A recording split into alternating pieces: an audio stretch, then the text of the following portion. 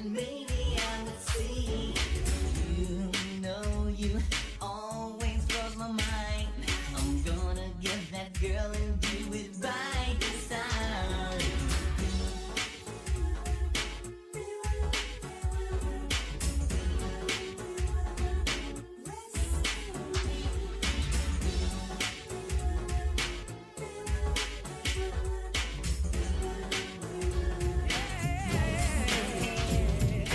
Now I lay me down to sleep. I pray my Lord my soul to keep. If I should die before I wake, I pray my Lord my soul today. You be saying daddy to me, but please don't hurt me. This is my first experience, baby. Make it feel alright. Don't worry, baby. Don't be afraid. Don't be afraid. Don't be afraid. Don't be afraid, baby. Don't be afraid. Don't be afraid. Don't be afraid. Don't be afraid, girl. When I lay you down tonight, and I squeeze and hold you tight, everything will feel alright. Don't be afraid, baby. When you start to scratch and moan, and your problems all long gone, let it happen right now. Don't be afraid, girl. Now I have you all to myself. You can put all the other guys all on the shelf. I am Thor, son of Odin, and as long as there is life in my breast, I am running out of things to say. Great, another broken white boy for us to fix. That's my secret, Cat. I'm always angry. You took everything from me. I don't even know who you are. With great power comes great responsibility. I can do this all day. Wakanda forever! Welcome back, Internet, to a very special episode of Views from the 616, the blackest MCU podcast in all of the realms. We are here again, as we said, with a very special episode. You know we will never leave you high and dry because we always got the goods. We always got the good stuff. And it is one of your hosts, Tatiana King, a.k.a. Captain America, a.k.a. the coldest winter soldier ever. And I'm joined with the bespectacled and glowing Color changing click. It's your boy DJ Ben Amin, aka the Off-White Panther, the Power Toker. That's about it. I ain't gotta say much more today. You know what I mean? Good night. We don't have to say a lot because we have, we told y'all. Big things. We told y'all we take this very seriously. We are serious about our content. We are serious about all the stuff that we bring you. You saw how we did when we cover all of the things on Disney Plus, including The Falcon and the Winter Soldier. You see, Ben Ami has the Cosmic Cube itself. That's how you know how dead ass we are about everything we do here. And we appreciate you. First and foremost, want to thank everybody who has been hitting up our Patreon. Patreon.com/4nerds. Y'all have been incredible. Thank you for all of the love and support from everyone from the $1 tier up to the $20 tier or even the $25 tier. I don't even know what tiers we got no more. Just the fact that y'all are on there matters so much and is what keeps us going. It what makes us looking beautiful. It's got us that comic cube. It's got us these mics. It's got us into positions and into rooms where we can do special things. Just like how you see as the title of this episode. But before we get there, there's some stuff that we wanted to talk about that we haven't gotten to talk to you for a while. Like we've been on hiatus, like a brief hiatus for a little bit. We have some more time to go before we talk about Loki. But there's some things that have come out since that time, right, Ben? I mean? Yeah. How much more time do we have to go? Maybe 2 just weeks? like 2 3 weeks, weeks? something like that. I mean, depends on when y'all listen to this. It could have been happening already. But Yeah, right. By now, yeah, for real. Because this is one of them episodes that's going to be everlasting. Yeah. And so, yeah, you might have already, Loki might be done, but you might be watching this and, Avengers 4 is out. Let me know how it is. Because, I want to know. You can, you might be watching this in time travel is invented. You know what I mean? Let me know how Avengers 20 is then. But for the time being, yeah, we got a few weeks until Loki, and while we waiting, we went and, That little guy you might have heard of, Malcolm Spellman, nothing big, a little something. Light work. Light work, talk about Falcon and the Winter Soldier real quick. One of the best interviews he's ever done, as you'll hear him say. He said it, not us. Not us, you know what I mean? We don't make those claims to fame, but in the meantime, in between time, we are Views from the 616, the blackest MCU podcast in all of the multiverse. And in that multiverse, there is the Sony MCU verse, the SMCU. Girl, we're not even going to make up this name No, for straight it. up, that's what they call it, I think. The who? The SMC. The SMCU? Like the S-MCU? Yeah, maybe the SVU. The SVU. I mean, it should be Sonyverse, it should be. But anyway, the Sonyverse continues to roll on in whatever form or fashion it is. Now, this is one thing. There are a lot of rumors that this will be the last Spider-Man MCU. Far From Home or No Way Home will be it. But Sony and Marvel came to another deal of like continuing doing joint projects together. So how would this be the last? I think that deal goes movie for movie right now. We'll see. Because there's a lot of rumors on that, and how they want to take back control, et cetera, blase. Because blah. they started making money. They were like, oh, yeah. Well, back in the day, they did well with the original Spider-Man series. And then they was like, oh, we're in a different time now. And now they've proven in a way, because for the most part, these movies are produced by Sony. That's the thing, people don't, get, like, as you'll hear from this Malcolm interview, they are very insular with each of their products. And Sony, being a whole different company, is doing these movies on their own. Marvel comes in and offers suggestions and stuff, but they're hiring, the writers, directors, all that production, all that is Sony. So they've done a great job. Plus, they got Spider-Verse popping. And as we're talking right now, they got Venom, Let There Be Carnage coming very soon. Yeah. Were you a fan of the first movie? In a way. What does that mean? Not in the way I think that the filmmakers intended for me to be a fan of it. I was a fan of it in its absurdity. And like the same way that I was a fan of, I was just watching this movie. It's the new HBO Max joint with Angelina Jolie, Those Who Wish to Kill Me or something. I was a fan of that movie for its absurdity. You know what I mean? Okay. Yeah. Well, I could ride with you on the term absurdity because I don't think I ever quite liked the movie, the first Venom movie, but I didn't hate it either. Like, no. The whole time I was just sitting there like, what the like, just what am I watching really? And like there was some stuff here and there where I was just like, oh, that was really super entertaining. But there was also just, I think this absurdity is just a good name for it because I never quite landed on either side of that's amazing or that's terrible because it's neither of those. It's there. Yeah. It's just there. It's part of it. It's visceral, literally, figuratively. It's, as you said, it's part of this multiverse of things. Even at the end of it, when you had I don't know if it was the first or the second after credit scene when they did a little bit of the Spider-Man multiverse, into the multiverse rather, that was one of the after credit scenes. So they're part of the connection of stuff, but it's just like just the Venom by itself. It's just their approach to it is different. Yes. It's just I don't have any great way to describe it, but different. Well, as someone who, like, some of my formative years, especially early comic book years, were like the debut of Venom when Todd McFarlane, and I cannot remember the writer at the time. I want to say it's Salicrup, but don't quote me on that one. But I know Todd McFarlane is basically responsible for the look and feel of Venom because he was the artist at the time when they introduced him. And when he first came onto the book, you can look on our YouTube actually and watch our interview with Todd McFarlane, where I tell him this, where I was like, yo, man, the first time I even got interested in Spider-Man was when I saw your cover for issue 298, the first cover that he did for the book. And I was like, what the is that Spider-Man? Like, because to me before that, Spider-Man was corny. He was whack. He looked stiff. Steve Ditko is the famous artist who pretty much originated the look of Spider-Man. And he's a great, fantastic artist, but his style is just, it's mad old school. I couldn't get with it as a kid at all, And so when and everyone after that aped him for the longest until Todd McFarlane came along. And then Todd became the definitive Spider-Man artist of my generation.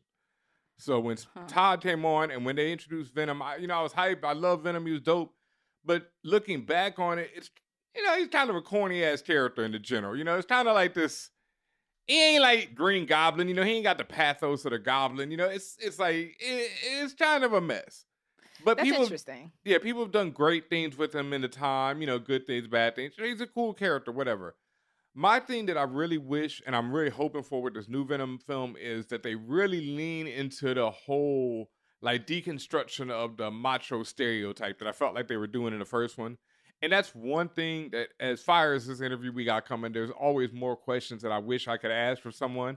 And that's something I really wanted to talk to Malcolm about. And I know we'll have him back to talk to him later about it, but I really want to talk to him about how they were deconstructing the macho stuff in Falcon and Winter Soldier. Like when they had Falcon and Winter Soldier rolling around in the grass together. And they were sitting really close to each other and all that and stuff, legs intertwined, and all this type of thing. And that's what I loved about Venom, how they had this whole Venom and Eddie Brock relationship going on, and I really want them to lean into that, I mean, in the most horrible tentacle sex way you can imagine, folks. Yeah, that's what I want.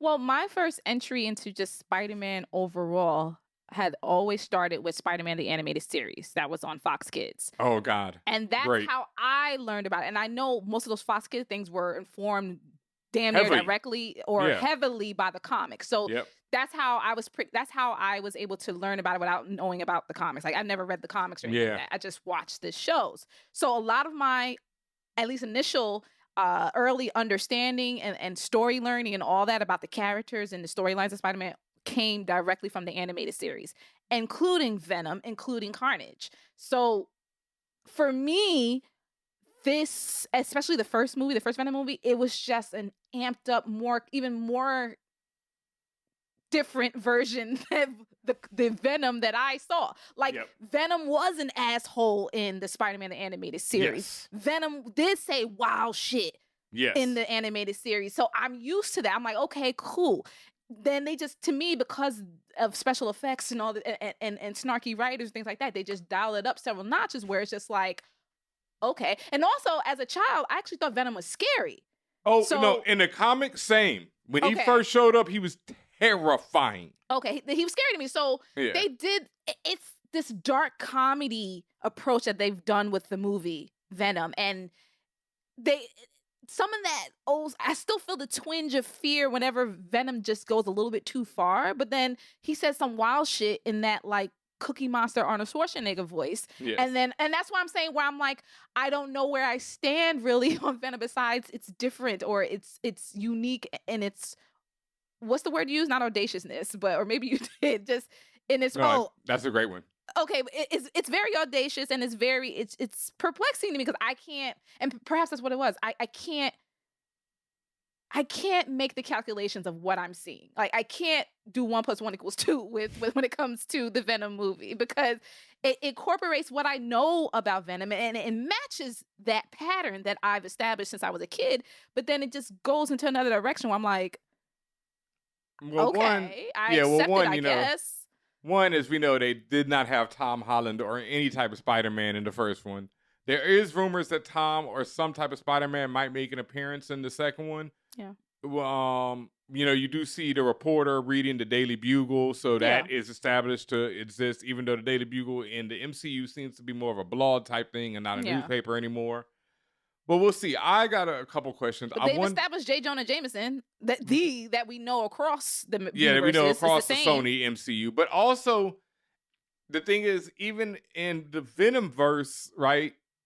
All right, I don't want to get confused here. But in the Venomverse, who is Spider-Man? Is it Tom Holland? 'Cause remember, that's the other thing. Okay, now someone made this, I think it was on Reddit somewhere.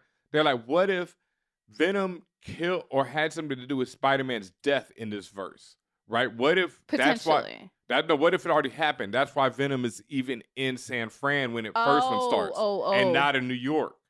What if he killed Tobey Maguire's Spider-Man? Is what they were saying. Sure. And then you could say anything. And then they introduced Miles in this movie with people's suggestions. Listen, everything people are going to say is going to sound absolutely ridiculous. It just sounds ridiculous because. And not ridiculous because it couldn't happen, but who the fuck knows? Like you can with that theory, that direction of that theory, you can insert and take out any number of Spider-Man. At the end of the day, Spider-Man is that multiverse character, and with Spider-Man Enter the Multiverse within things like Spider Island, like that understanding that there are essentially infinite numbers of Spider-Men. So that type of theory, it's kind of ridiculous because like anybody, it could be anybody. Who knows? It's fun to talk about. Yo, it's so funny how Spider-Man has become identified with the Spider-Verse and, like you said, Spider Island and this idea. Because when I was growing up, that was not a thing. Spider-Man was just your friendly neighborhood Spider-Man. You know what I mean? Like, there was no idea that there was multiple Spider-Men across multiverses. Correct. Yeah. And like I said, even as the Spider-Man animated series watcher, all I knew of was 3. Spider-Man, Venom, and Carnage. Yep. That was it. And whether it was correct understanding or not, my understanding as a child was Carnage was a mix of the two. So that's not even correct. Like in nowadays, when you're talking about all the different stories that have happened, that was my understanding as a child. Carnage is the symbiote of Venom, like he's a spinoff of Venom. Yeah. But it's just like even that, like having that childhood understanding, and then it being upended by all these news stories, and then now this. Isn't Venom? I mean, Carnage's real name Cletus. Well, there are several different Carnages. That's no, what the I'm saying. Carnage, the first the Carnage Carnage that's in the movie is Cletus Cassidy. Cletus Cassidy. The murderer, the serial killer. Cletus Cassidy. The serial killer. I mean, can we stop on that for a second and say Cletus Cassidy is this like Peter Parker, Cletus Cassidy? You know what I mean? Like, and Eddie Brock. I always love Eddie Brock. That's such a great I've one. always loved Eddie Brock. Yeah. And didn't Eddie end up being Carnage in the cartoon? Oh, I don't know. I mean, I know he was Venom, but I'm just saying, didn't he? I don't. That's what I'm saying. Man, there's so many that shit gets so twisted in the comics, cartoon. There's so many twisted storylines, and perhaps, and again, I was a kid, so my memory could have just mixed the two. But they didn't have Carnage's spinoffs like Scream and Toxin. I think their names. I don't remember. If they did, it might have been off by then. Yeah, that's some other. Because it symbiotes. went off the series went off air in '98. Okay. So if I they think did, those I characters don't were know. established by then, but I'm not 100% by then. Yeah, I would think they were because I wasn't reading like when Carnage first came out is when I was like out of comic books for a minute. Like Carnage had like multiple hosts too, so it's just like I was done with all that by then. I didn't read comics for like a good 5 years during that time. Of the late '90s, I was done.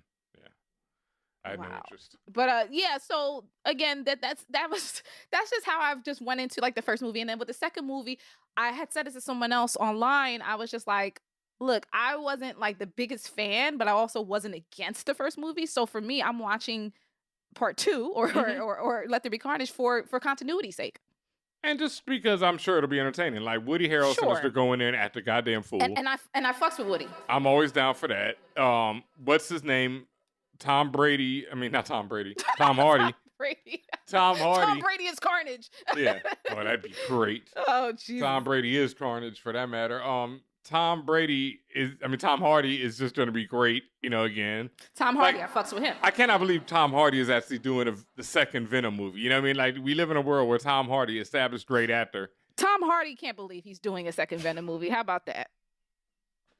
How did we get here? Like, when you, and I'm saying his bank account can. That's the absurdity. That's the word you used earlier. Absurdity. Yeah. The absurdity of just that. Like, this guy and then Dunkirk. This is who he is. Like, even within the movie itself, it's like, even though he's acting, I still feel like I see Tom Hardy in the movie. Like, what the fuck am I doing in this scene? Like, I mean, that man's accent that he did in that first one was so out of control that. And it changed. And I hope. Yeah. Again, and to be very clear to the listeners, I'm not dogging out the movie. I'm just expressing my confusion, but also my acceptance, but also my non-acceptance. It's just all over the place. And perhaps that was quite intentional because that's how anytime I see Venom and the first movie, and now that the trailer of the second, all I think of is chaos. And that's what it has always, since I was a child, Venom has stood for chaos for me. Yes, and it's like Sony woke up and chose chaos when they decided to make this. They chose chaos and violence, and that's what I'm getting. Yeah, I'm down for it. 100%. And also, I just want to know, is Carnage trying to have an ill voice like the Oscar, I mean, I think it's hilarious. Cookie Monster mixed with Arnold Schwarzenegger. Yeah. If you listen and watch that opening scene in the trailer once more of Venom 2, y'all gonna hear it. I'm about to go rewatch Venom maybe tonight. I haven't seen it since. I can't rewatch it. I was just like, what is going on? I haven't seen it since the first time I watched it. I think I'm gonna rewatch that later on tonight. You be by yourself. I will. Because you might want to take some shrooms or something because Hey, it's too much. They're always It's readily too much. available. Anyway, but speaking of watching, this is something I wanted to bring up to you too. And since we're on Views from the 616 for All Nerds, real quick before we get to this Malcolm Spellman interview, I know that you recently watched Hollywood Shuffle. I did that. I did. Freaking hilarious. When did this movie come out? In the 80s? I Or want to the say 90s? 86. Oh, okay. Firmly in the 80s. Still relevant. Number one, still hyper, and which is so freaking wild. And Yep. I shouldn't be surprised, but I'm just surprised how hyper relevant it still is. With the exception of like maybe a couple of lines where I'm like, y'all wouldn't say that in 2021. No. Besides that, everything still was valid. And Yes. that's both like hilarious and also like scary. Like, damn, shit hasn't changed in what, 30 years? I mean, it's 30 changed, plus it's years. just slowly. Slowly. I mean, we wasn't getting a Black Panther in 86. No. You know what I No. mean? No, but that being said, I did enjoy Hollywood Shuffle quite a bit. And you had told me like as you watch, like as I watched it, I was going to see some faces, familiar faces, and yes, I could point out all the randoms, like randomly Paul Mooney at the end, Yep. and like all these people, like I know there's plenty of faces, but I just didn't recognize who they were, what their impact was, but. There was a few that were at least on another level that I did see and like, oh, that's because was Tommy Davis in it? Yeah, I'm pretty sure Tommy. Most of Living Color is in it at some point. Like or the another. Wayans, the The family. Wayans, was the in whole it. family's in it. Yeah, the whole so- family of the Wayans in it. Yeah, all of but them it are was in fun. And like I said, but with the exception of a few things that they said, generally it was still funny. Like I mean, brilliantly funny. I like y'all don't know, but like I told Ben like the night that I was watching, I was like, okay, I'm starting now. And within 10 minutes, or I don't know, 12 minutes, I texted him, was like, yo, this shit is hilarious. Yeah. And I'm like, I'm not even like in a quarter of the way into the movie. Like, and it just kept, I just kept laughing. Constant, yeah. It's No, constant. It's just constant ridiculousness. And I've talked about it with you for years. I've been so happy you watched it. But why I bring Yes. it up again is I was thinking about doing a watch party with For All Nerds because it's on Hulu. It's directed and written by Robert Townsend. For those who don't know, is Meteor Man. I mean, a million other things. And I feel like he does not get the flowers and the roses he deserves. Yeah, I agree. So I was like, let's do a watch party or something to celebrate Mr. Robert Townsend. And hopefully that would convince this man to come on the show since he follows me, et cetera, et cetera. But, you know, we're still waiting like Wesley on that one. I didn't think we were still waiting on Wesley. I thought we was done with that. I thought We moved pretty on. much are, you know. We've moved on, you know. We've moved on, but We're gonna start it asking. still would be nice, but we Yeah. moved on. Yeah. We need to ask what's your favorite Will Smith movie. The disrespect. Look. The disrespect. Somebody might be a little bitter over here. I'm just saying. Absolute disrespect. Look, I got pictures with Wesley smiling. Where he's like, yeah, I'll be there. And his assistant was like, yeah, here's his email. Hit us up. Crickets for 5 years. No, I'm just saying. I know it's been 5 years. I sent 3 separate emails. Well, at least you tried. You know Yeah. the bar since he wheels out that cake Yeah. that says at least you tried. That's what we're eating right now. So at least you tried. Whatever. But That what being we said- didn't try, we did do Yes. is get Mr. Monsieur Malcolm Spellman on Views from the Six. Our first guest? On Views from the 616. Yeah, and that's pretty damn good for our first. I mean, that's pretty big right there. You know what I mean? Like, the showrunner and head writer of The Falcon and the Winter Soldier. You know, Marvel does not have any showrunners. Minor, we called him the showrunner, but he is actually just the head writer because Marvel, because of their production method and like as you'll hear on his interview, the specific way they do production, and because I think they're trying to get rid of that whole auteur, one person is everything idea of a showrunner.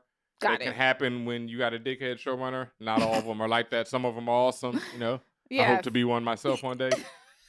Not Wearing the them dickhead shades. kind. Wearing them shades. Yeah, we're in the yeah. Let's break this character down, folks. But we got him. We tried. That's how I'll do it with And we shades. succeeded. And thank you, just gracious thank you to Malcolm Spellman. And really just thank you to everyone who has been supporting us and helped to make this happen, because without y'all, without the listeners, we wouldn't be here right now. Yep. So we will be right back with the one and only Malcolm Spellman here on Views from the 616. Cheers.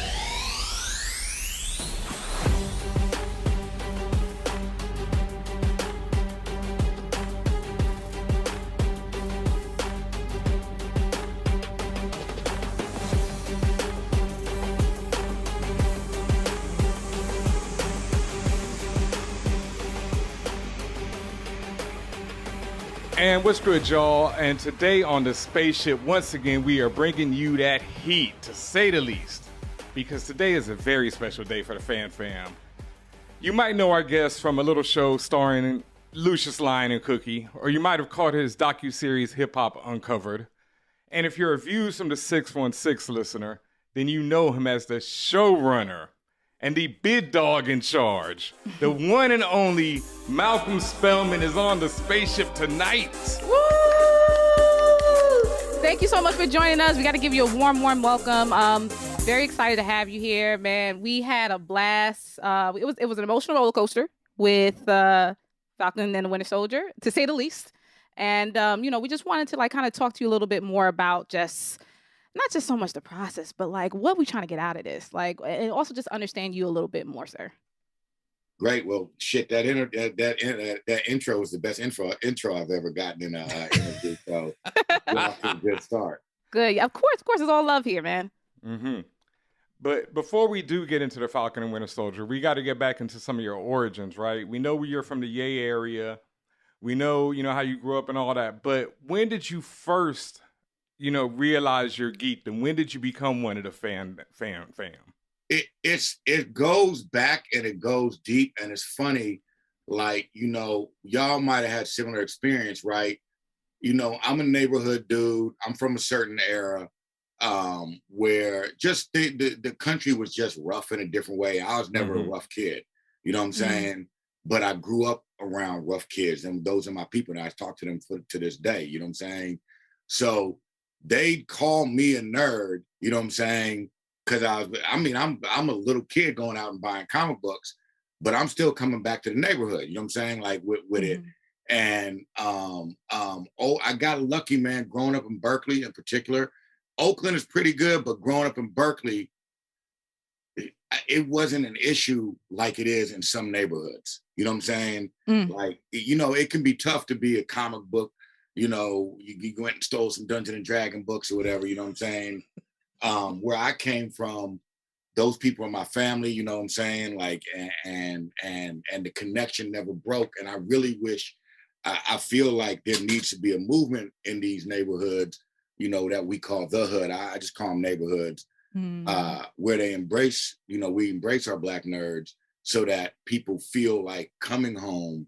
Yeah. And if they go out and make it, and they felt supported by their community, they don't want it. It's not a trauma. Yeah. You know what I'm saying? They want to come home. But anyway, from a little kid, dude, I'm from Berkeley. So I grew up with comics, you know what I'm saying? Mm-hmm. And obviously everything else, you mentioned Dungeons and Dragons already. So yeah, we see it goes deep. Yeah. And like I said, dude, no lie. I'm not going to name his name, but we had cats playing D&D with us that go out and rob a bank right afterwards, right? It's a different thing in the Bay, you know what I'm saying? Welcome to the family. That's what we do here. Yeah. That's what we do. Yeah, it was, you know what I'm saying? It was, I think people hear nerd and they think you're not part of the block. And you are, you know what I'm saying? You step right outside, go play hoop, hook up with the same girls that everyone, you know what I'm saying? You right there with the people, at least from my era, you know what I'm saying? There wasn't really separation between my group and what was going on inside. But yeah, we're the early innovators in the Black nerd thing, I guess. Absolutely. And I'm glad you made that distinction between the generations, because I was one of the first lucky generation. I'm a millennial. So I was one of the first lucky generations where it was starting to be okay to be a nerd. It's still, you have the things you have to go through, especially as a girl and as a Black woman. But just having that, as you said, that community, having to know that the same people who's into all the anime, Yu-Gi-Oh, and all that other stuff is the same people who's hooping down the street. So I think that's really beautiful to see the progression, and exactly like you said, like, and there is like lots of bastions of like, you know, black nerd love and black nerd understanding. So I just really, and I hope you're happy to see that it has progressed and improved over time. Way better now. I mean, like I said, you know, this is I reconnected with this cat like he's a genius. This dude was in AP classes in high school, you know what I'm saying, and had a set of books at home and a set of books at school, so he didn't have to carry his you know, you can't expose yourself, because he was a real street dude, you know what I'm saying? Yeah. And yeah, it's way better now, and it's beautiful to see, you know. All right. Well, one of the things that we loved about Falcon and Winter Soldier is that there were like so many different viewpoints from Black voices, because most of the time we get the token, you know, we get one character who's basically speaks for everyone, but this one had like multiple angles about pretty much every issue that was presented. And beyond that, it was like sometimes it wouldn't even be angles that I'd agree with personally, but it was just nice to see it. So was it important for you to present all those viewpoints even when they contradicted your own? Absolutely. We didn't want to decide who was right or wrong. Sam's sister, Isaiah, Sam, we didn't want to decide who's right or wrong. That was very, very important to us, you know, so that you could see it and you could see like the diversity even in one family. You know, like you could see the sister fucks with him all the time when she says Uncle Sam. You know what I'm saying? Like you kind of get a sense of who she is. Y'all like that awkward stop I did right in the middle of the Well, see, actually, you know what? That's so funny because, you know, I feel like I see that happening more and more on TV too. Because it's like, how do you want to see how the person reacts, right? Are they going to like freak out or do they wait? Sometimes I feel like I ramble, and if I made a point, even if my tone is saying I got more to say, I'm trying to be disciplined and shut the fuck up because I made a point. And it's only gonna get worse from there. So that's what that was about. But Malcolm, you're on For All Nerds. Like what we do is we make our points, we give our science, we give the math, and we keep it going until you're ready to stop. Like, don't worry about that. You got all the time in the world, man. As much time as you want to give to make your point, we're not gonna stop you. But now, if we feel like something's wild or doesn't make sense, we're gonna jump in. But absolutely, please be able to speak. But did you have more to say on that point? No, I felt like it was getting blurry, so I stopped talking. No, I understood you very clearly, and really, when it comes to understanding you, or rather understanding your voice, the voice of the writers' room, you know, I've seen and read and other interviews you've done where you express that the writers' room is mostly Black, which is phenomenal. Absolutely makes sense because episode 1, Ben Amin and I looked at each other and said, "This is the blackest thing we've ever seen from Marvel," so it makes all of that sense. And with our show, Views from the 616, that's our MCU-focused podcast, we broke down each episode. Yeah, we did pointing out Easter eggs and comic book references, but we wanted to make it a point, and that's probably why we became popular. We wanted to make it a point to break it down within themes. So we understood like the direction y'all were going in a lot of the episodes, you know, understanding that the mirror the theme. Like there was one episode where you just kept seeing mirrors happening between the two, mirrors between John Walker and Lamar versus Bucky and Sam, and so on and so forth. So you know, we were really trying to examine what you and the creative team were trying to say. And you know, as a creative, like how do you go about crafting this story? It's you got to be rigorous, right? And the more your process, the more you can sort of, you know, we were all methodical. It's a great group of people, including our partners from Marvel, on mapping out every single thing so that all the discussions that you have that's just kind of like intellectual can start to find a home and be embodied through characters and drama. So each character's arc is mapped all the way out across every single episode, right? Okay. Then each character's relationship is mapped all the way out across every episode. Then you had a plot mapped out. This is before you even break it into episodes, right? When you're looking at all that, it starts to become you're more able to start really now layering in theme and turn it into shit that you can actually see or hear, because you're looking at this giant board and able to say, oh, well, if in, you know, episode 2, you know, Sam and Bucky are here, this is happening down here. it would be great if he said or did something like this. So it was a long process of really trying to get clear on the whole picture before we chopped it up into episodes. You know what I'm saying? So that we knew this, all the stuff, all the conversation. That show is basically, man, everybody is a living embodiment of conversation that's happening today. You know what I'm saying? And it feels like it's working for people. It feels like people are saying, this shit feels modern and tapped in. You know what I'm saying? Like, Yes. you know, so yeah, but that's it. Just being methodical. That's how you get it in there. Right. You did that. Like, even though we pointed out a lot of the underlying themes on our own show, and we hoped honestly, I mean, I'm sure you saw this. I know you talked about avoiding the credits, but a lot of people just kind of miss things sometimes. And we weren't surprised. Well, we were surprised sometimes. I was surprised. And sometimes even a little bit dismayed, you know, because you're like, damn, like, were you surprised or dismayed or sad or anything by, like, when people didn't get the bank scene was rooted in racism? I truly, like you, I'm not on Twitter, I'm not on Facebook, right? When I stumble into it, it's hard to believe. And it feels like active denial. It feels like active denial. I don't believe, I mean, you have to not have a television in 2021 to not know what's happening. You know what I'm saying? And I don't believe people don't know what's happening. I believe it's active denial. So yeah, it'd be disappointing when I did see it. And I always doubted it. I always doubted it was genuine. You know what I'm saying? Like, I felt like people were being deliberately, you know, I should be careful. But I felt like people were being. I'll say it for you, willful ignorance. Yeah. I just, at least in 2021, man, I don't know, man. There's really no more debate. It's like what else can you no more say? Debate, man. The world is the world, and y'all see what it is, and you know what we're referencing. You know. Yeah. Go ahead, Ben. No, go ahead.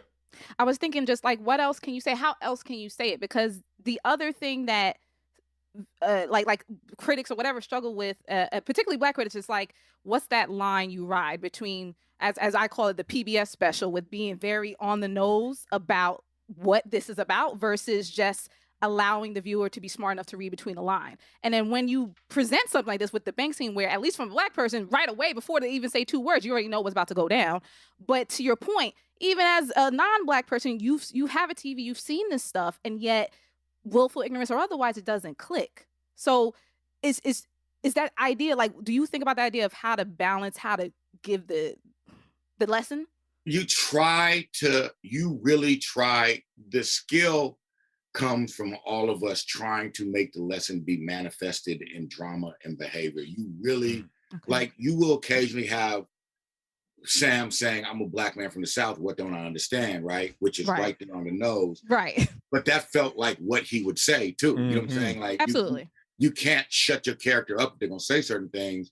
And you try not to do the old school version of standing on a pulpit and getting it out there, because the truth is, Marvel, long before I came along, wanted these characters to embody these social conversations. And that's what their DNA is as characters. So if John Walker is using excessive force with a shield, I shouldn't have to say more. You know what I'm saying? I shouldn't have to say more. And I shouldn't have to have someone say, you know, I want to be mindful, you know, it's you really do try and balance it and make it feel as natural as possible. And you know what? And you try not to have no agenda. Like, it just, we didn't have to reach. It just, like, the truth is the truth. And Marvel is aware that these conversations would have to happen if you hand a Black man that shield. It's not like we should, if you tried not to do it, you would be lying. Now, you spoke about that, about John Walker and his use of excessive force. Now, I was honestly, I mean, not honestly, yes, I knew it was coming, but I was also surprised by the reaction to John killing someone who, to me, had just attempted to kill him. That's right. Especially considering the Avengers have killed countless people on screen. Like they just, they be murdering people left and right. Have they killed him like that, Ben? I mean, they straight hold up, Malcolm. They do straight up bomb them. Like Iron Man flies by with the rockets. Oh my Dudes don't even get a chance to apologize when he come through. So let me say this: we definitely worked very hard not to judge John Walker, right? We wanted to keep his humanity. We wanted him to also be a dude who dedicated his life to this country and was being fucked over in his own way by being what the country expected him to. That dude had just killed his best friend, right? But the truth is, when you get into situations like murder in our community or murders coming from law enforcement, a vast majority of those are in similar situations. Correct. Where they are hot-blooded because of what's happening. Some people might feel like Walker was justified. Some people don't. And you want it to be complicated like that because the only way we're going to get to shit shifting is if these conversations become active, And if you sit there and say John Walker is bad or John Walker is good, then you're not really having a conversation because it's usually not that stark. No, thank you. Because I kept saying that on the show. I was saying that, the system we are under F's over everyone on different levels. And John Walker definitely has privilege of being a white male in this system. But at the same time, this system is effing him over. And I've made the argument that he's damn near as brainwashed as Bucky is in different levels. It's funny, like, if you look at every Black movement, right, they always include working class whites. It's the difference between our movements and theirs. We understand historically the Jim Crow laws were designed to split us away from poor and working class white people because that's the bond that people are terrified of, right? And Walker's loss of privilege and the rage around it, to me, is consistent with something happening in America. And the crazy thing is, the people who most understand them and could have compassion for them are the people they're raging at. You know what I'm saying? Yeah. Like it just really mirrored this phenomenon. I'm gonna get in a lot of trouble for this interview. Anyway, yeah, we wanted shit to be complicated and not one-sided. Yeah. Thank you.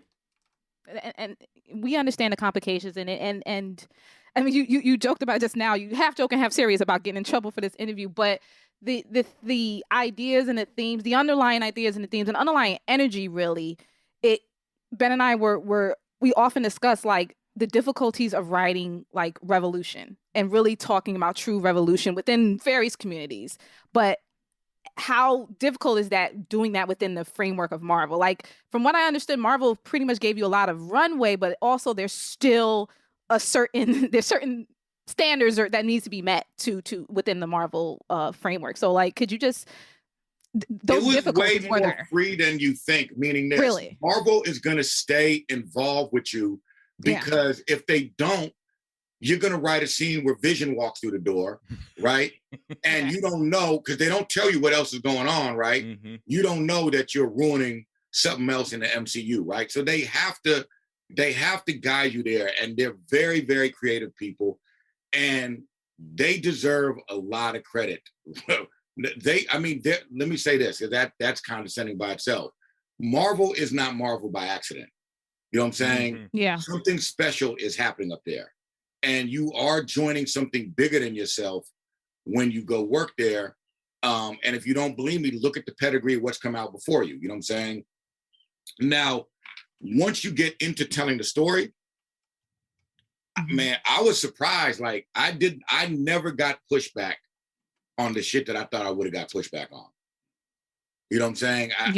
I never, it was, I believe that a big part of that was, bless R.I.P. to Chadwick, what he did with Ryan Coogler and Joe Robert Cole, I think just shattered Black Panther, just shattered the world's limitations on what heroes could look like, and Killmonger's speech opened the door for a lot of what we did. You know what I'm saying? Yeah. So by the time I showed up, man, they had already proven that there's a lot of space, you know what I'm saying, to create.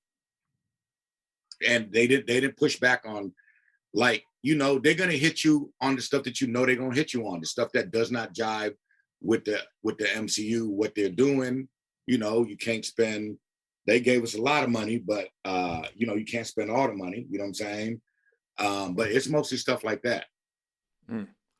Okay, now we do have this theory on our show about what we call killmongering a character. And it's not just a Marvel thing, we just use Killmonger for the popular example, because it's when a character does something so egregious where you just go, okay, that guy, I can't agree with him. Because beyond, to us at least, beyond Killmonger shooting his girlfriend, choking out the grandmother, he's, you know, got a lot of good ideas. So is it the same thing with Carly? Because we were like, I personally wasn't feeling Carly from the jump, because I felt like she was going to just turn into what she turned into. You know, from initial thought, she's kind of funny style. You know? So, I see we got ourselves a conservative over here. You know what I'm saying? I know who you are at the barbershop, bro. I know exactly who you are. the funny thing is, that's not even it, but I do like to, you know, my thing is I hate hypocrisy. And I hate when people are like, oh, this person's good, this person's bad. And I'm like, We wait a didn't minute. do that though, did we? No, you didn't. But people watching the show did. And that's what I kept trying to point out to people, is that it wasn't so simple as Carly's a good guy or John's a bad guy. That is 100% true. We wanted every antagonist in our show thinks they're a hero, and we want their philosophy to be relatable. Like Thanos also thinks he's a hero, right? Yep. Yeah. But nobody can get on board with his philosophy, right? Right. We wanted all our characters to have worldviews and philosophies that people could get on board with. You don't know how many people 3-4 episodes in were texting me and emailing me saying, is Carly going to become a hero in the MCU? Because her views and representing people who feel powerless, who are displaced or whatever, right? They are rooted in righteousness. Look at Sam. Sam didn't want to give up on her. You know what I'm saying? But Ben did. See, the thing is, though, I gave up on all of them, dog. I think, like, I can't stand Wanda. I think, you know, Tony was a monster up until damn near right before he died. You know, I kind of understood Thanos.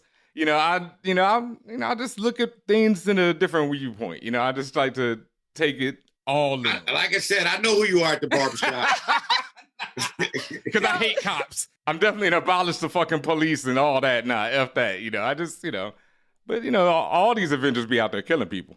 But we definitely really worked hard to try and keep these characters having redeemable qualities, humanity, and points of view that were rooted in the way the world feels today, man. Like, people do feel powerless. And there's an argument from Carly's point of view, the all power to all people, right?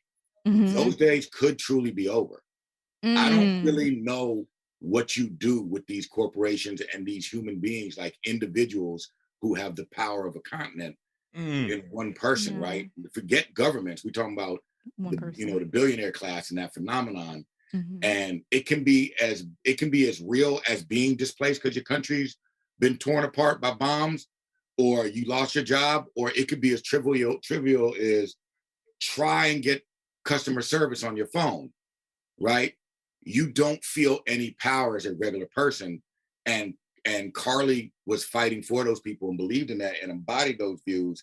And a lot of people was fucking with her because of it. You know what I'm saying? Like, yeah, I mean, I was largely fucking with her, you know, up until some stuff started going Hail Hydra route, and I was like, okay, I didn't sign up for that. Yeah, yeah, like I got it, but when she starts blowing people up, when she's like, you know, I'll just go kill John Walker, I'm like, you know, that's not gonna make you any, like Sam said, that's just making you a different type of person. But you could tell she was really listening to Sam too. And the argument we made is, in that moment, had Walker not stormed in, Sam had her. He did. I agree. Sam had her. Yep. No, I agree. John is also, you know, a maniac at points too. You know, he's got that white privilege where he's like, okay, I'm right, and I'm gonna go do this, and you know, everybody else can go F themselves. It's that aggressive attitude that makes America great and makes America at times awful. you know?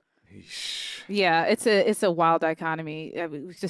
We got to live through. But what you said, you mentioned earlier about Ryan Coogler and Black Panther and the impact that made on multiple levels, and that just reminds me of that idea of storytelling and connecting the diaspora, because you've mentioned before how Black Panther, and right here now on this show, how Black Panther set the bar high.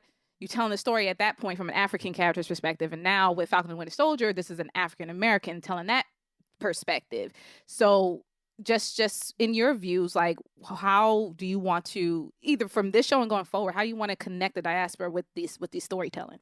I'm gonna try and be disciplined. Like, this particular thing to me really had some pretty meaningful roots to it, and could go there, right? Yeah. And I think sometimes you can't force that. Like, if something else comes along, let's say I'm doing a comedy or whatever, right? If that comedy doesn't have a ton to say, maybe just has a little bit to say, but it's going to help create, a Black star who then can go off and empower a story that we never thought would have been made. It's all part of the same metric and part of the same stew. Like, one thing, we're dedicated to over at our company is to try and have, like, people use diversity as a sort of dirty word, which means small. And this is for Latino people. This is for Asian people.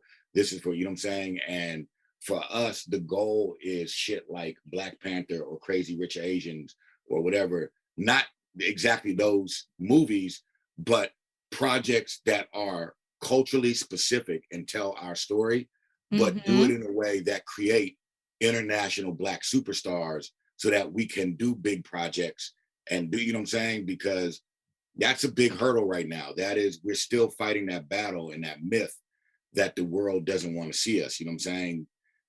So, that's our main dedication. And when you can go deep with it and a project allows you to go deep with it, then you got to be fearless, but at the same time, you got to be disciplined and not force it. If there's a better story to tell that's less meaty and has less substance, but it's better, you got to be disciplined and tell the better story, and you'll get them next time, That's facts. All right, Now, cool. yeah. Y'all are great though. This is one of the best interviews I had. Oh, No, thank thank you, you. man. Thank you. We got like one more question and then our quick like rapid fire joints, and then we'll get you out of here. Let's do it. All right, thank you. Like, listening to your interview with Kevin and Mark, I was like, one thing that really stood out to me was beyond like I said, all the similarities we have, that we both spent a lot of time working outside of Hollywood. We're from that same generation. And then, I've never had that experience of just having a run like, Empire and then Winter Soldier, but I've been on a hot show and then not knowing what's going to happen after that. And, still in that kind of in some ways. And so my question for you is, like, you went through this, like, listening to that and hearing the time, when you had that script drop and then to Empire, it's like, how do you maintain your sanity, and just how do you maintain during, those times? It's difficult, man, and it's hard. I think people need to understand that, I did give up. You know what I'm saying? Like, I will say this, even when I gave up, I kept writing. But in my heart, I truly believed it was over. And I wasn't strong. You know what I'm saying? I didn't have faith. Like, I think, those people are amazing who never lose the hope, you know what I'm saying? But I for sure did. And the shit, I mean, we can't, like I said, there's just certain things you can't get into, but like, the people who know me know where that struggle went, you know what I'm saying? But the one thing I did do is I just kept writing, you know what I'm saying? I truly did not believe it was going to happen.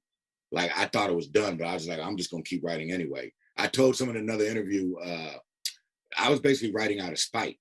You know what I'm saying? That's real. That's so real. And like, I'm not, I lose faith, but I still have faith because it also, I haven't been through that long. It's been a couple years since I worked on, like, at least, where I was in a room working. I've done pitches, worked on this and that. But thank you for that, man. Because that, that interview and just, your whole story is so inspiring. And that's something that we want to do on this show is show people, because we talk about our process, how we've had pitches, how we've been on, certain projects. When I was in American Gods, I told everyone all about it. And so we like to show people the ways. So just to people understand there are ways that they can do this and they can achieve this, and that, that everyone goes through it where they give up sometimes. And then they, boom, you on Empire, boom, you on this, so and just the fact that it's not all sunshine and rainbows, and you do give up sometimes. Like, I think that's real. No one ever talks about it. There's always like, oh, I held out faith. It's like, no, what's the real tea is I was over it. Yep. So, and it is what it is. All right. So before you get out of here, we're going to do the quick rapid fire. We're going to give you 2 or 3 options, and we just need you to pick one. Okay. If you want to elaborate on why you picked it, that's fine, but we're going to give it to you. All right. Yep. All right. The first question we have is The Falcon or War Machine? Falcon. Okay. The Wire or Breaking Bad? Damn. Wire. The Wire. That's a tough one though. I just, again, I come from that, you know what I'm saying? So it is, but they're both masterpieces. But the Wire, them kids, I mean, it's directly talking to the experience, Yeah. Gotcha. All right. E40 or Too Short? This is devastating. Gotta pick one. I knew it would be. Here's why I'm gonna say short. Ooh. Because I'm from Berkeley. That's for people who don't know, it's a college city that's literally right next door to Oakland. I grew up right on the border. So we got the old school Too Short tape from Freddie B as kids, where he was rapping off Vanity 6, instrumentals and shit. And he was so Bay Area, specifically Oakland identified. Again, if anyone under 40 only knows that everyone repped their cities. But back in the old days, New York and LA was so dominant, people would claim cities that they weren't even from, or not claim where they were from. Short was repping Oakland and the Bay, shouting out Berkeley. Howard came through from the B-town, you know what I'm saying? Like, it just, I gotta go Short, you know what I'm saying? Man, I'm from Houston, and I'm from Third Ward, so it's like, I remember when the Born to Mac poster was on this mall that I drive by, and I was just like, this guy's a superstar, that was just, yeah. Yeah, there's always been there's some odd cities like Houston, Kansas City, Detroit. There's always been a weird connection between the Bay Area and those cities. I don't know why, but you would be a local rapper from Oakland could tour those cities also, and vice versa. It's that hustler. It's like Chicago and Houston too, because I knew when I got to Howard, all my Chicago heads love Ghetto Boys, like harder than, I love Ghetto Boys, but I was like, these cats love them some Ghetto Boys. Yeah. All right, one last question. If you could have any one superpower, what would it be? Well, you know what? I'm a cheat because I can't think of a good one. I'm gonna say Molecule Man. Oh. Okay, you got to school me on that. My man, you just showed your geek cred right there. Usually when people say they're going to cheat, they're going to say what I say, which is Rogue. He like, cheated. You just touch people. Oh, he all over Rogue. He slam dunk, put Rogue in the closet, threw her down the trash. No, that I got the Galactus behind me. He went up, he went hard. This man went like, nah, that ain't even good enough, dog. Forget Galactus. Get your Thanos out of here. Nope. Yeah.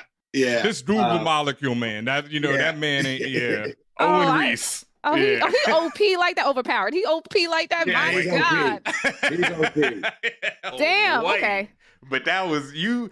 Respect on that choice right there. That's that's a deep dig right there. Yeah. And respect for you for coming on the 4L Nerd Show. I know everyone appreciated. Thank you all for listening, and we'll be right back with more Fan Show. Thank you guys. We're amazing. Really appreciate y'all having me.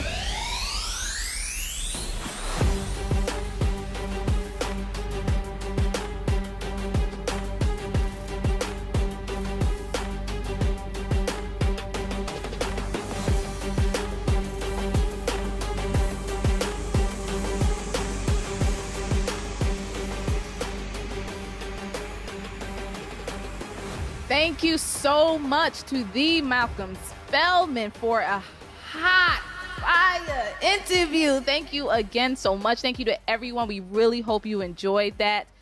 I just really enjoy being able to ask the person behind the creation, one of the people behind the creation, about the choices that they make and the thoughts and the process. I think it's a really amazing learning experience. Oh, I mean, facts. Like, especially someone, both of us are writers. We both work in around Hollywood. We've written scripts, etc. So to talk to a creator like that, a head writer, a showrunner, whatever you want to call it, the man in charge, the man with the plan, and just to get even a peek, a little glimpse behind that Marvel curtain and how they produce things and how they create things over there, why they're number one hit smashing, why they got us over here working every week doing views from the 616 with no breaks. Fam, we talked about this earlier, but the abridged version, Marvel is on our necks. Disney, Marvel, the whole Mickey from the Block is on our necks for now into eternity, because I don't see any breaks besides the one we're on now. I just don't see it, and I don't know what to do with my life. Yeah. Too much. It's tight. It's tight, folks. Oh my gosh. Can I have a vacation too? Disney said no. And they ain't even giving us a check. So thank you once again to patreon.com/forallnerds for all y'all do to support us. Thank you so much for all the patrons. You help us bring you this Malcolm Spellman interview. You, as a reward just for y'all this week, you will get a review of the first 3 episodes of Le Bad Batch. Le Bad Batch. Okay. Now on Disney Plus. Yes. El Bad Batch. Yeah. Just El Bad like Batch. the patrons are the only people who got our reviews of Invincible. Which is still live. If you'd even, especially, we've gotten a lot of new patrons. Well, guess what? If you look into the big blog or the posting list, there are 2, both the video version and the audio only version of our Invincible review. Again, Patreon exclusive. You have to be a patron in order to enjoy that. Patreon.com/forallnerds. Doesn't matter what tier you're on, but you have to be part of it. Yeah, so especially because we got a lot of new patrons this week, and I know we're gonna get some more. So make sure you go back and check the Invincible review. If you haven't watched Invincible yet, if you're thinking about watching it, you should, because it's fan-effing-tastic. Fantastic. You see well, you can't really see them back there, but I got the Invincible comics behind me. Yes. Big fans. We were deep into it. We went deep in on it, just like we did from Views from the 616. So once again, thank you to all the patrons over there. Thank you. And if just exclusive podcasts and exclusive dialogues and video is not enough, we are always giving the goods to our Patreon fam. Only y'all get a special treat when it comes to promo codes and saving money as well, because we appreciate the money you give us. We want y'all to save money as much as y'all love to support us. You see this beautiful Inclusion is Revolution shirt designed by the Chrissy Chung. Well, you can get this on a variety of products, such as a t-shirt, such as a mug, such as your phone case. Ben Ami has the incredible Safe Negro podcast design. That was from our Lovecraft Country show. All of the incredible designs that go along with our shows, and from friends of the show who are incredible artists. Shout out to Sketch Sawyer, who has our Mohawk Storm on a motorbike, exclusive to For All Nerds, by the way. Can't get it anywhere else. We give you special privileges if you're on the Patreon. So you can use those special privileges towards the merch on our TeePublic, teepublic.com/stores with an S /forallnerds. And you go there, you get what you want. You can stock up, get some masks, whatever you like. Use your promo.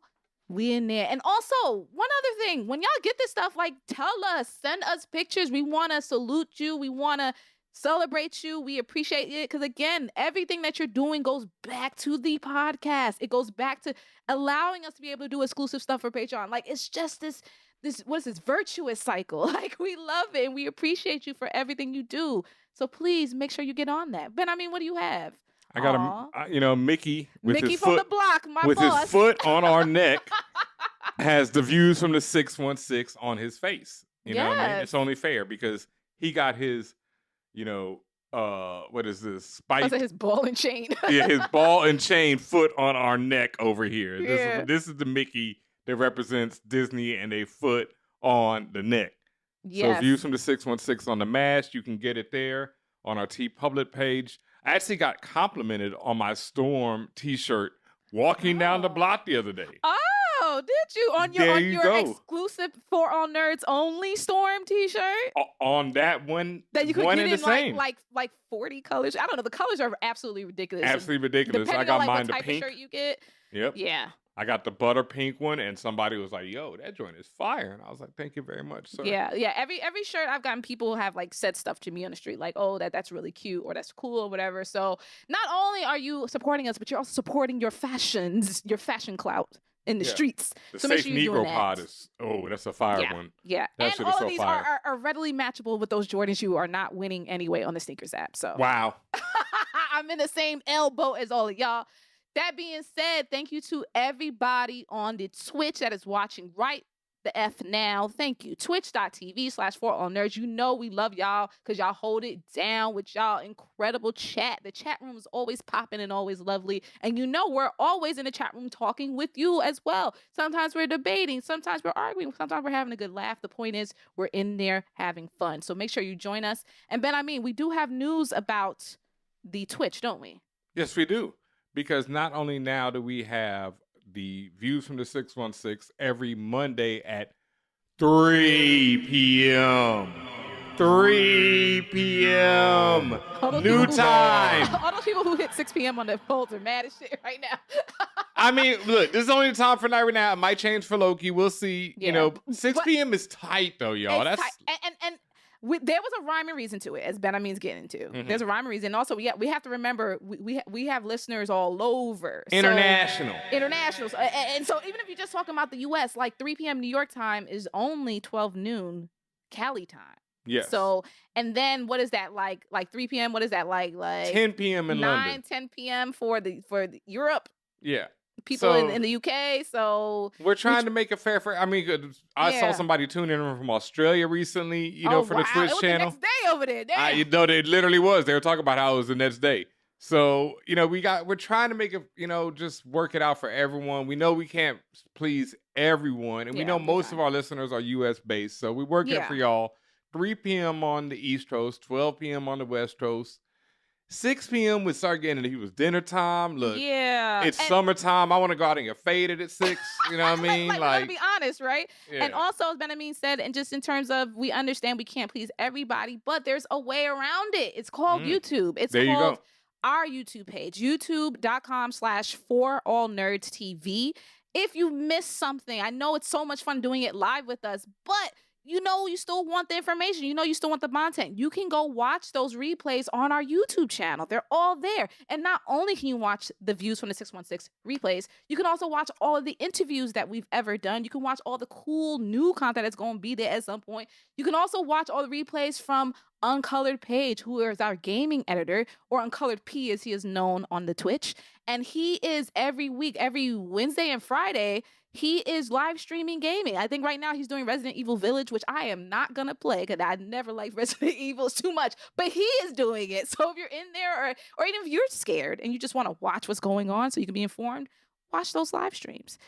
You wouldn't know that unless you are, you heart us on Twitch, twitch.tv/forallnerds at least. And if you, and I'm going to tell y'all again, I'm giving y'all all of the back doors, all this stuff. We love also when you subscribe to us on Twitch. We also recognize that you don't necessarily have the money to do that. Well, you know, we also know you probably have Amazon Prime. And if you have Amazon Prime, that means you get a free monthly subscription to whatever channel you want. So why don't you use that to subscribe to us for free? There it is. Question. Just saying. I'm giving y'all everything. I'm giving y'all all the information. Like, there's no way. You can't win too. We want everybody to win as much as possible. Yes, sir. And also on the Twitch, very soon, you will be able to catch me painting little figurines, which you can barely see right now. We're going to work that out That's for your the Necron from what's the stuff Warhammer 40K. Warhammer. This is my Necron figure, which I'm about halfway through painting right now. And so I figured I'm going to start doing some little painting sessions, talking, playing music while I'm painting, you know, some vinyl, some classics and all that stuff. Just chilling out, you know. That'd be nice. Yeah, look for that on the late nights. Not sure what days, but probably some random late nights on Twitch. That's when I like to do my painting. Yeah, if you were one of the lucky ones that saw me do my test gaming stream where we were trying to figure out the volume and all that other stuff, I'm also streaming my gaming. So you know, you might see some cool stuff happen. Like I was at the time I was playing not Dynasty Warriors, but Hyrule Warriors, which is basically Dynasty Warriors with Zelda. So and it's the shit. I love it. And I'm gonna continue doing that. So like we said, we are putting in the work for all of y'all because we appreciate y'all and we love this. And I'll be DJing tomorrow before the show from 1 to 3, you know, just in case for people who are coming in for that regular views time at 1. You'll be like, oh, play music. Look, it's me. Mario. It's me, Mario. So yes, make sure you follow us on twitch.tv/forallnerds, patreon.com/forallnerds, all the various places you can find this podcast on iTunes, on SoundCloud. Make sure you follow us, leave a 5-star rating. Want to give a quick big shout out to Toby Wan for coming through with the incredible, amazing artwork for this episode, featuring me as Baron Zemo, Malcolm Spellman as Captain America, and Tatiana King as the coldest Winter Soldier ever. Yes. That's us. Thank you, Toby. We appreciate it. Y'all gonna be seeing that artwork. Ben, you know what I just realized? What's that? You put an M in your head, so you Luigi brother now.